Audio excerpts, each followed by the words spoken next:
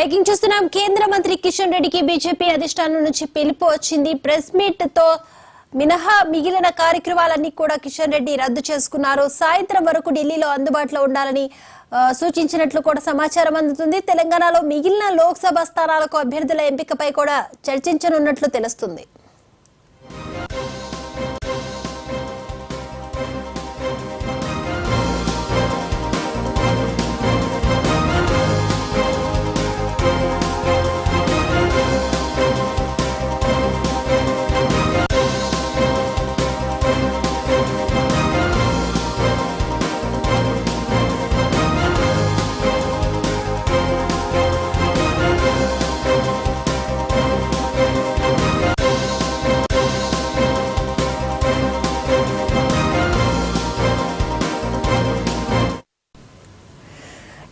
కేంద్ర మంత్రి కిషన్ రెడ్డికి బీజేపీ అధిష్టానం నుంచి పిలుపు వచ్చింది. ప్రెస్ మీట్ మినహా మిగతా అన్ని కార్యక్రమాలు కూడా రద్దు చేసుకున్నారు. సాయంత్రం వరకు ఢిల్లీలో ఉండాలి అంటూ కూడా సూచనలు అందినట్లు సమాచారం. తెలంగాణలో మిగిలిన లోక్సభ స్థానాలకు అభ్యర్థుల ఎంపికపై కూడా చర్చించబోతున్నారు అనేది మాత్రం తెలుస్తుంది.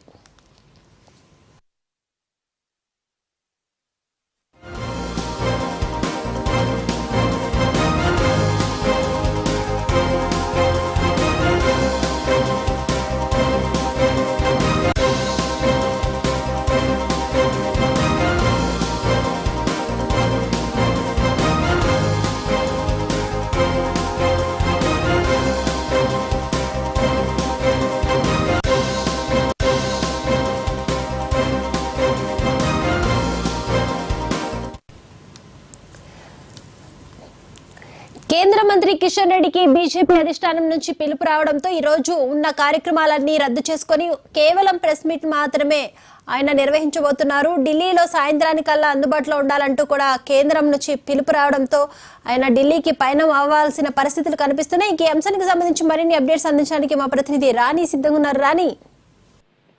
దీపిక, ఇక ఏదైతే తెలంగాణ దేశవ్యాప్తంగా ఎంపీ ఎలక్షన్స్ సమయం దగ్గర పడుతుండటంతో ఇక రెండవ లిస్టు కి సంబంధించినటువంటి కసరత్తు మాత్రం టీబీజేపీ కార్యాలయంలో గత వారం రోజుల నుంచి కూడా కసరత్తు జరుగుతుంది. ఇక ఈ విషయాలపై గురించి ఒక నిర్ణయం, అంటే సెకండ్ లిస్ట్ లో ఎవరెవరి ఏ అభ్యర్థులను నియమించాలి, బలమైన పోటీదారులను ఎవరిని నియమించాలి అనే విషయం పైన కూడా ఈ రోజు హుటాహుటిన ఢిల్లీకి కిషన్ రెడ్డి, కేంద్ర పర్యాటక శాఖ మంత్రి కిషన్ రెడ్డి బయలుదేరడం జరిగింది. ఎందుకంటే నిన్న చూసుకున్నట్లయితే బీఆర్ఎస్ సంబంధించినటువంటి లిస్టు వెలువడడం, అదేవిధంగా కాంగ్రెస్ సంబంధించినటువంటి అభ్యర్థుల ఎంపీ ఎన్నికల్లో పోటీ చేసేటువంటి అభ్యర్థుల లిస్టును కూడా రిలీజ్ చేయడం జరిగింది. ఇక ఇదే తరుణంలో రేపు ఎల్లుండి అంటే ఏదైతే రెండవ లిస్టుకు సంబంధించినటువంటి అంశాలు, అదేవిధంగా రాష్ట్రంలో చేయబట్టపోయేటువంటి అభివృద్ధి కార్యక్రమాలకు సంబంధించి కావచ్చు, అదేవిధంగా వచ్చేటువంటి తదుపరి అంశాలకు సంబంధించి ప్రధానంగా చూస్తే మాత్రం ఎంపీ అభ్యర్థుల విషయం ఎంపిక ఒక విషయం అయితే,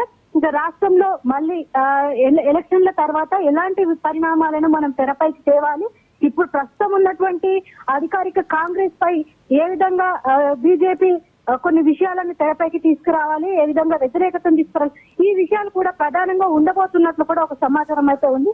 ఇక ప్రధానంగా చూస్తే మాత్రం ఇక్కడ మొత్తంగా చూస్తే అన్ని డిపార్ట్మెంట్ కి సంబంధించి, అంటే బీజేపీలో ఏదైతే బూత్ కమిటీ సంబంధించి కావచ్చు, అదేవిధంగా మొదటగా చెప్పినటువంటి పార్లమెంటు ప్రభారీలకు సంబంధించి కావచ్చు, బూత్ స్వశక్తి కేంద్రాలకు సంబంధించి కావచ్చు, ఇక అభ్యర్థులను బలోపేతం చేసేటువంటి విషయాలను కావచ్చు, 12వ తారీఖు అమిత్ షా కేంద్ర పర్యాటక శాఖ మంత్రి అయినటువంటి కిషన్ రెడ్డి ఈ విషయాలన్నింటినీ కూడా ఒక నిర్ణయం తీసుకునేటువంటి అవకాశం ఉండడంతో ఇక వచ్చేటువంటి 12వ తారీఖు కూడా కేంద్ర హోంశాఖ మంత్రి అమిత్ షా కూడా తెలంగాణ పర్యటనకు రానున్నారు. మొత్తంగా చూస్తే మాత్రం 25,000 మంది అభ్యర్థులతో, అంటే ఏదైతే ఎలక్షన్ లో పార్టిసిపేట్ చేసేటువంటి అభ్యర్థులతో సమావేశం కానున్నారు. ఈ సమావేశంలో ప్రధానంగా ఏ అంశాన్ని కూడా వాళ్ళకి చెప్పబోతున్నారు, మరి పార్లమెంటు ఎన్నికలకు సంబంధించి ఉన్నటువంటి 17 పార్లమెంటు స్థానాల్లో ఎన్ని స్థానాల పైన కూడా ప్రధానంగా గురి పెట్టనున్నారు. ఇప్పటికే అటు ఖమ్మం, నల్గొండకు సంబంధించి, వరంగల్ కు సంబంధించి కొన్ని ప్రాంతాలకు సంబంధించి మాత్రం కొంత అటు ఇటుగా అయ్యేటువంటి అవకాశాలను, అంటే అందులో నిలిపేటువంటి అభ్యర్థులు మనకు బీజేపీ బలంగా లేకపోవడం, ఈ విషయాలపైన మరింత బలోపేతం చేసే విధంగా కొంత ఉండాలని చెప్పేసి ఫోకస్ పెట్టినట్లు తెలుస్తుంది. ఎందుకంటే ఎక్కడైతే గెలవలేము అనేటువంటి ప్రాంతాల్లో గెలిచి చూపించాలి అనేది ఒక కాన్సెప్ట్ తో వెళ్ళబోతున్నట్లు ఒక సమాచారం అయితే ఉంది. ఇక మొత్తంగా చూస్తే మాత్రం ఢిల్లీ పర్యటన అనంతరం రైట్ థ్యాంక్ యూ రాణి.